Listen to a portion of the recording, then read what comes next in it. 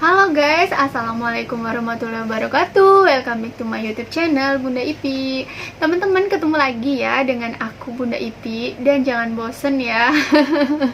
Jadi kali ini tuh aku pengen ngebahas ya ke teman-teman, sebelum bikin paspor tuh harusnya itu kita tahu dulu ya apa perbedaan paspor biasa dengan e-paspor atau elektronik paspor.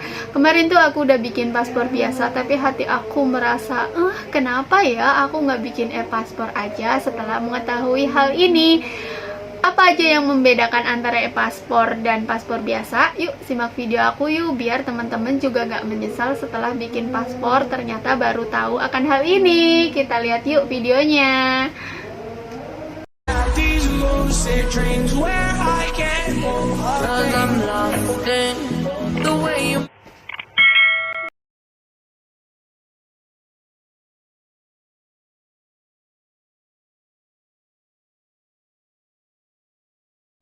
Nah, seperti kita ketahui bersama ya teman-teman, kita ketahui bahwa paspor itu sebuah dokumen ya yang bisa digunakan ketika kita bepergian ke luar negeri, entah itu bekerja, entah itu pendidikan, entah itu dinas atau diplomatik, ataupun untuk sekedar wisata ya. Jadi kalau teman-teman nggak akan ke luar negeri ya sebaiknya nggak perlu dulu lah ya bikin paspor, daripada bikin paspor hanya untuk disimpan. Jadi kita bikin paspor aja ketika kita mau bepergian ke luar negeri gitu ya teman-teman.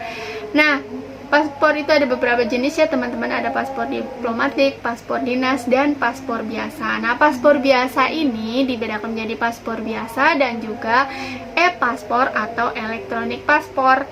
Nah, apa perbedaannya e-paspor dengan elektronik paspor itu? Untuk data-datanya atau dokumen-dokumennya atau syarat-syarat dokumennya untuk pembuatan e-paspor dan paspor biasa itu sama aja ya teman-teman. Yang udah aku bahas kemarin ya di video bawah ya, di video sebelumnya apa aja syarat-syaratnya dan dokumen-dokumennya itu sama aja, tetapi fisiknya nanti setelah jadi itu berbeda. Sebetulnya mirip sama seperti buku paspor biasa yang kemarin aku tunjukin itu, cuman perbedaannya di elektronik paspor itu di bagian depan paspornya itu terdapat chip yang berisi data biometrik, wajah dan juga sidik jari gitu ya teman-teman. Kalau paspor biasa kan nggak ada chipnya gitu, jadi cuman berisi data-data tentang kita aja. Sedangkan kalau e-paspor atau elektronik paspor di situ ada chipnya gitu ya teman-teman. Jadi data wajah dan biometrik sidik jarinya kita itu udah terekam di situ. Jadi kelebihannya dari e-paspor ini atau elektronik paspor ini nggak dapat dipalsukan teman-teman. Nah, untuk perbedaannya di harga pembuatannya. Kalau untuk paspor biasa itu kita hanya bayar Rp350.000, tapi kalau untuk e-paspor atau elektronik paspor itu sebesar Rp650.000. Kok lebih mahal ya, tapi kelebihannya itu atau keistimewaannya fasilitas yang didapatkan dari e-paspor itu lebih banyak teman-teman. Selain itu tadi ada data biometriknya. Nah, e-paspor ini dengan kita memegang e-paspor kita dapat fasilitas bebas visa ketika kita kunjungan ke negara tertentu ya, seperti ke Jepang. Jadi nggak perlu visa kalau kita udah pegang e-paspor ketika kita pergi ke Jepang gitu ya teman-teman. Nah, yang lain lagi kelebihannya e-paspor itu kita ketika di bandara ada fasilitas autogate gitu ya teman-teman. Jadi kita tidak melewati pemeriksaan imigrasi, kita bisa langsung scan aja si chip yang ada di e-paspornya itu. Jadi tidak perlu ngantri-ngantri gitu teman-teman.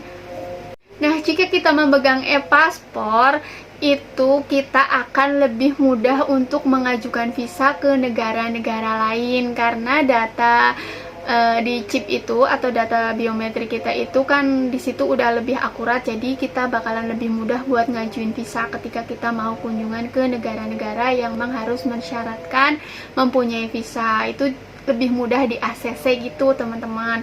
Nah, untuk pembuatannya e-paspor itu sama paspor biasa itu berbeda ya teman-teman. Jadi nggak semua kantor imigrasi itu bisa melayani elektronik paspor. Jadi harus kita cek dulu apakah kantor imigrasi yang mau kita tuju itu bisa melayani e-paspor atau hanya paspor biasa saja.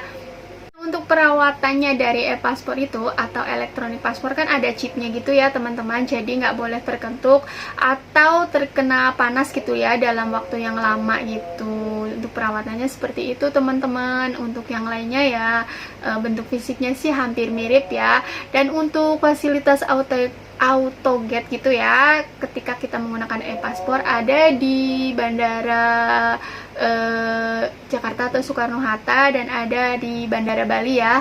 Untuk yang lainnya sepertinya belum ada ya untuk fasilitas AutoGate dari e-paspor tersebut gitu. Setelah tahu perbedaannya, jadi teman-teman mau bikin e-paspor atau paspor biasa nih? Kalau aku kemarin udah terlanjur bikin paspor biasa. Kenapa aku nggak pilih e-paspor ya? Selain aku belum membaca ulasannya mengenai elektronik paspor, tapi ternyata duitku juga cuma segitu. Ya sudahlah ya teman-teman, next aja kalau aku mau perpanjang paspor nanti aku bakalan ganti aja ke elektronik paspor ya. Jadi itu saja teman-teman yang bisa aku bahas perbedaan dari e-paspor dan elektronik paspor atau paspor biasa atau yang udah aku bikin kemarin dengan e-paspor ya atau elektronik paspor. Jadi teman-teman sebelum bikin teman-teman sesuaikan ya mana yang lebih bagus untuk teman-teman di rumah, sesuai kantongkah atau lebih memilih yang fasilitasnya lebih bagus dan lebih banyak gitu ya teman-teman. Jadi itu saja yang bisa aku share hari ini, dan apabila ada salah-salah kata mohon maaf ya teman-teman. Wassalamualaikum warahmatullahi wabarakatuh. Dadah, see you next video ya.